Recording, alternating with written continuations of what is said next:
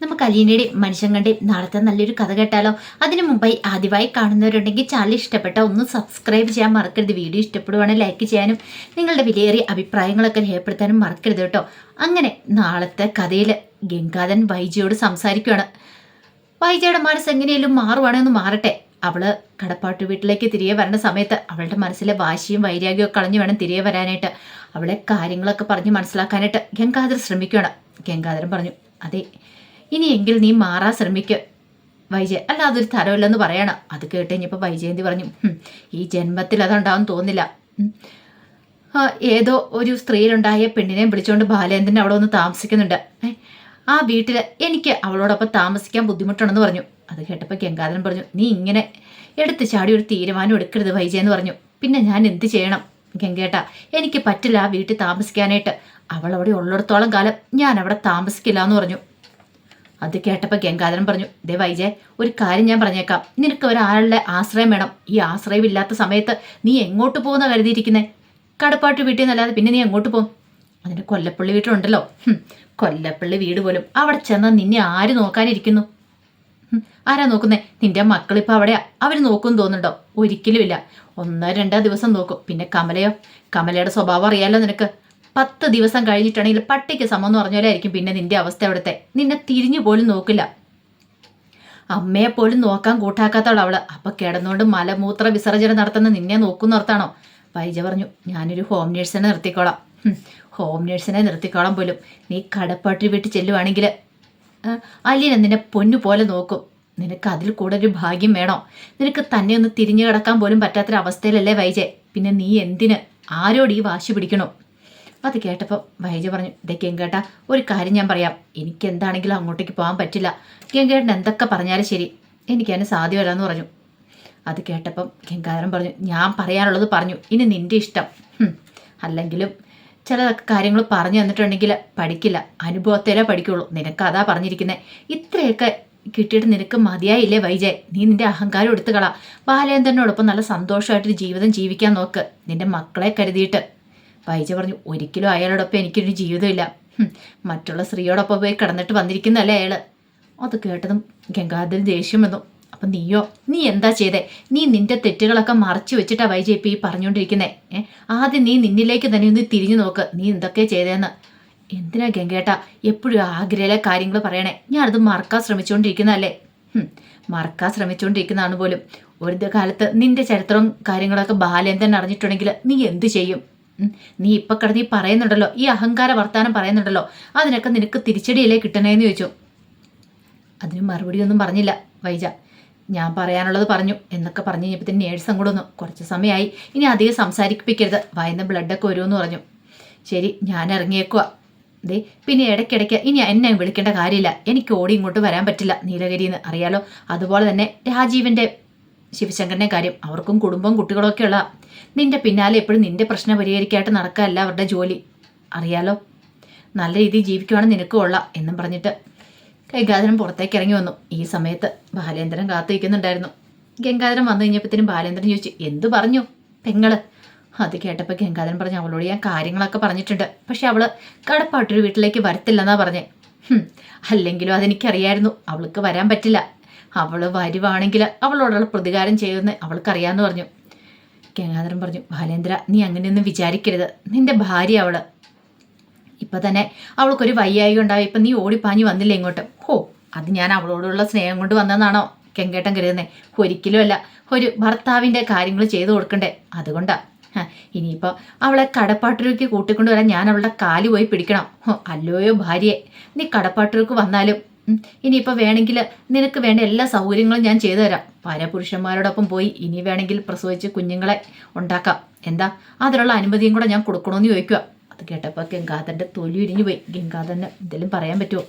ബാലേന്ദ്രൻ പറഞ്ഞു, ഇതിൽ കൂടുതൽ ഞാൻ എന്താ ചെയ്യേണ്ടതെന്നൊക്കെ ചോദിച്ചു. അത് കഴിഞ്ഞിട്ട് എന്ത് ചെയ്യണമെന്ന് അറിയത്തില്ല, അത് വല്ലാത്തൊരവസ്ഥയിലായി ഗംഗാധരൻ പറഞ്ഞു, ഇനി എനിക്ക് കൂടുതലൊന്നും പറയാനില്ല, എല്ലാം നിന്റെ ഇഷ്ടം പോലെ നടക്കട്ടെ ബാലേന്ദ്ര എന്നൊക്കെ പറഞ്ഞിട്ട് ഗംഗാധരൻ ഇറങ്ങുവാണ്. ഗംഗാധരൻ നല്ല സങ്കടം ഉണ്ടായിരുന്നു. ബാലേന്ദ്രൻ അവിടെ നിന്നു. ബാലേന്ദ്രൻ അവിടെ നിന്നിട്ട് ബാലേന്ദ്രൻ ആകെപ്പാടെ തലയ്ക്ക് ഭ്രാന്ത് പിടിക്കുന്നവർ തോന്നി. വൈജയുടെ മുഖം ഓർത്ത് കഴിഞ്ഞപ്പോൾ നല്ല ദേഷ്യമായിരുന്നു. അതേ സമയത്ത് കമല അടുക്കള തിരക്കിട്ട ജോലിയാണ്. നോക്കിക്കഴിഞ്ഞപ്പോൾ ഭവിത അവിടെ ഫോണൊക്കെ വിളിച്ചുകൊണ്ടിരിക്കുന്നുണ്ട്. കമലയ്ക്ക് ദേഷ്യം വന്നു. കമല ഭവിതയെ വിളിച്ചിട്ട് പറഞ്ഞു, അതെ ഇങ്ങോട്ടേക്ക് വന്ന് ഈ പച്ചക്കറി അരിയാനൊക്കെ സഹായിക്കാൻ പറയണം. അപ്പോഴേക്കും ഭവിത പറഞ്ഞു, എനിക്കതൊന്നും അറിയത്തില്ല ആൻറ്റി. അറിയത്തില്ലെന്ന് പറഞ്ഞിട്ട് കാര്യമൊന്നുമില്ല. ഇവിടെ നിൽക്കണമെങ്കിലേ അത്യാവശ്യം ജോലികളൊക്കെ ചെയ്യണം. അല്ല ചുമ്മാ നേരത്തിന് കൈ കഴുകി വന്നിരുന്നിട്ട് കാര്യമില്ല. അത് കേട്ടപ്പോൾ ഭവിത പറഞ്ഞു, ആൻറ്റി ഞാനൊന്നും വീട്ടിൽ ചെയ്ത് ശീലമല്ല. വീട്ടിൽ ചെയ്ത് ശീലമില്ലായിരിക്കും, പക്ഷെ ഇവിടെ അങ്ങനെയല്ല. ഇവിടെ ജോലികളൊക്കെ ചെയ്താലോ പറ്റുള്ളൂ. എന്നെ കൊണ്ട് തട്ടിയൊന്നും ചെയ്യാൻ പറ്റില്ല. ഇവിടെ ഇത്ര പേർക്ക് വെച്ച് വിളമ്പി കൊടുക്കണം.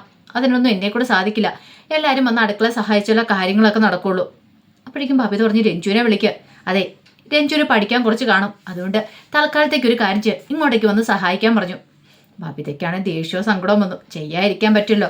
അങ്ങനെ ബബിതയെ കൊണ്ട് ജോലി ചെയ്യിക്കുകയാണ്. കമല ഒരു കാര്യം മനസ്സിൽ വിചാരിച്ചു, ഇവളൊക്കെ ഇവിടെ നിന്ന് 3 നേരം തിന്നുന്നുണ്ടെങ്കിൽ എന്തെങ്കിലുമൊക്കെ ഒരു ജോലി ചെയ്യണ്ടേ, അങ്ങനെ വെറുതെ അങ്ങോട്ടേക്ക് വിടാൻ പറ്റുമോ എന്നൊരു ചിന്തയായിരുന്നു കമലയുടെ മനസ്സിൽ. അതേ സമയത്ത് രോഹിതും ഹരിശങ്കറുടെ പുറത്തു പോയായിരുന്നു. അവർ ചില പ്ലാനുകളൊക്കെ നടത്തുവാണ്. അലീനയുടെ കാര്യത്തിൽ എത്രയും പെട്ടെന്ന് ഒരു തീരുമാനം ഉണ്ടാവണം. ഇതങ്ങനെ വെറുതെ വിട്ടിട്ട് കാര്യമില്ല. അല്ലെങ്കിലും അവളെ ആ വീട്ടിൽ നിന്ന് അടിച്ചിറക്കി വിടുമെന്നൊക്കെ പറഞ്ഞ, എന്നിട്ടോ അവളെ വീട്ടിൽ നിന്ന് അടിച്ചിറക്കി വിട്ടിട്ടൊന്നുമില്ല. എന്തൊക്കെയോ വലിയ കാര്യങ്ങളൊക്കെ ഉണ്ട്. ഹരിശങ്കർ പറഞ്ഞു, നീ പേടിക്കണ്ട, ഉറപ്പായിട്ട് നമുക്ക് ഇതിനൊരു പരിഹാരം ഉണ്ടാക്കാം, നീ ധൈര്യമായിട്ടിരിക്കാൻ പറഞ്ഞു. രോഹിത് പറഞ്ഞു, എനിക്ക് എന്ത് ചെയ്യണമെന്ന് അറിയത്തില്ല. ആ വീട്ടിലേക്ക് അവളുള്ള സമയത്ത് എനിക്ക് കയറിപ്പോകാൻ പറ്റില്ല. അങ്ങനെയാണെങ്കിൽ ഞാൻ ആ വീട്ടിലേക്ക് പോകത്തില്ല. ഇവിടുന്ന് ഇറങ്ങിയാലും വേറെ എവിടെയെങ്കിലും പോയി താമസിക്കത്തുള്ളൂ. ഹരി പറഞ്ഞു, തൽക്കാലത്തേക്ക് ഒരിടത്തേക്കും പോകണ്ട, വീട്ടിൽ തന്നെ നിൽക്ക്. നിന്നെ ആരും അടിച്ചിറക്കാൻ പോകുന്നില്ലല്ലോ. എന്നാലും ഇതെന്ത് പറ്റിയെന്ന് എനിക്കറിയത്തില്ലാത്ത വല്യച്ഛനും ചെറിയച്ഛനും ഒക്കെ എത്ര പെട്ടെന്ന മാറ്റങ്ങളൊക്കെ ഉണ്ടായത്. അവളെ കിഡ്നാപ്പ് ചെയ്തുകൊണ്ട് പോയതാ. കിഡ്നാപ്പ് ചെയ്തുകൊണ്ട് പോയിട്ട് അവസാനം പണി കൊടുക്കുമെന്ന് വിചാരിച്ചിരുന്നിട്ട് പണി കിട്ടിയത് ആർക്ക? വല്യച്ഛനും ചെറിയച്ഛനും ഒക്കെ അല്ലേ. എത്ര പറഞ്ഞാലും തലയിലേക്ക് കയറത്തില്ല. എന്തോ സംഭവിച്ചിട്ടുണ്ട്, അതെന്താന്ന് ആദ്യം കണ്ടുപിടിക്കാൻ നോക്കണം. രോഹിത് പറഞ്ഞു, അതെങ്ങനെയാ? അച്ഛൻ്റെ മോളാന്നും പറഞ്ഞ് അവൾ കയറിയിരിക്കുമല്ലേ, പേടിയായി കാണുമായിരിക്കും ചിലപ്പോൾ അങ്കിൾമാർക്കൊക്കെ. അതുകൊണ്ടായിരിക്കും, അവളെ പേടിച്ചിട്ടായിരിക്കും അവളെ ഓടിച്ചുവിടാൻ ഭയക്കുന്നതെന്നൊക്കെ പറയണം.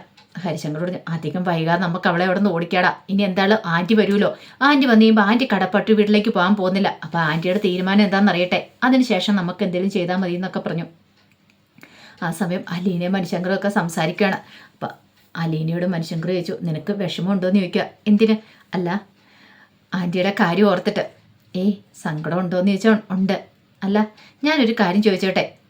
എല്ലാവരും പറഞ്ഞു ആൻറ്റി പക്ഷേ സത്യങ്ങളൊന്നും അറിഞ്ഞിട്ടില്ല, എന്നിട്ട് പോലും ഇപ്പോഴും നീ ഇതെല്ലാം സഹിച്ച് ക്ഷമിച്ചു ഇവിടെ നിൽക്കുന്നില്ലേ?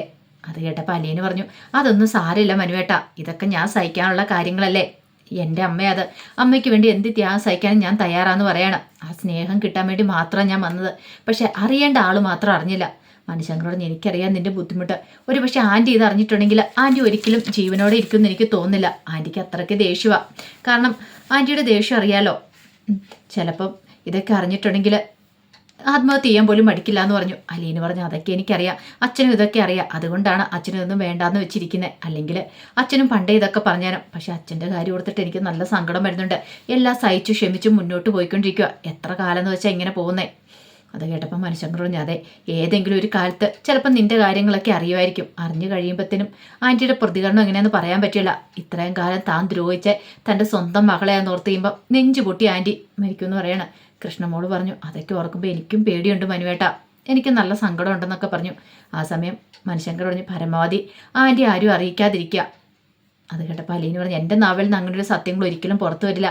അങ്ങനെ പറയാനാണെങ്കിൽ ഞാൻ നേരത്തെ പറഞ്ഞാനല്ലോ. കൃഷ്ണമോള് പറഞ്ഞു, ഞാനും പറയത്തില്ല എന്ന് പറയണം. പക്ഷേ അമ്മ ഹോസ്പിറ്റലിൽ നിന്ന് ഇങ്ങോട്ടേക്ക് വരുമെന്ന് തോന്നുന്നില്ല. അമ്മയ്ക്ക് ഇവിടേക്ക് വന്നിട്ടുണ്ടെങ്കിൽ അലീന ചേച്ചി ഇഷ്ടമില്ലല്ലോ. അലീന ചേച്ചിയെ ഫേസ് ചെയ്യാൻ താല്പര്യമില്ലാത്തതുകൊണ്ട് അമ്മ ഒരിക്കലും ഇങ്ങോട്ടേക്ക് വരത്തില്ല. അമ്മ വേറെ എവിടെയെങ്കിലും പോകത്തുള്ളൂ, ഒന്നേ കൊല്ലപ്പള്ളി വീട്ടിൽ, അല്ലെങ്കിൽ വേറെ വീട് മാറത്തുള്ളെന്ന് പറഞ്ഞു. മനു പറഞ്ഞു, അത് ശരിയാ, എത്രയൊക്കെയാന്ന് പറഞ്ഞാലും ആൻറ്റിക്ക് മനസ്സിൽ വൈരാഗ്യമായിരിക്കും. സാരമില്ല, നമുക്ക് നോക്കാമെന്ന് പറയണം. അപ്പോൾ അതിൻ്റെ വിശേഷങ്ങളൊക്കെയാണ് നമ്മൾ കാണാൻ പോകുന്നത്. ആ വിശേഷങ്ങൾക്കായി നമുക്ക് എല്ലാവർക്കും കാത്തിരിക്കാം കേട്ടോ. ഒരിക്കൽ കൂടി എല്ലാവർക്കും ശുഭരാത്രി നേർന്നുകൊണ്ട് നിർത്തുന്നു. നന്ദി.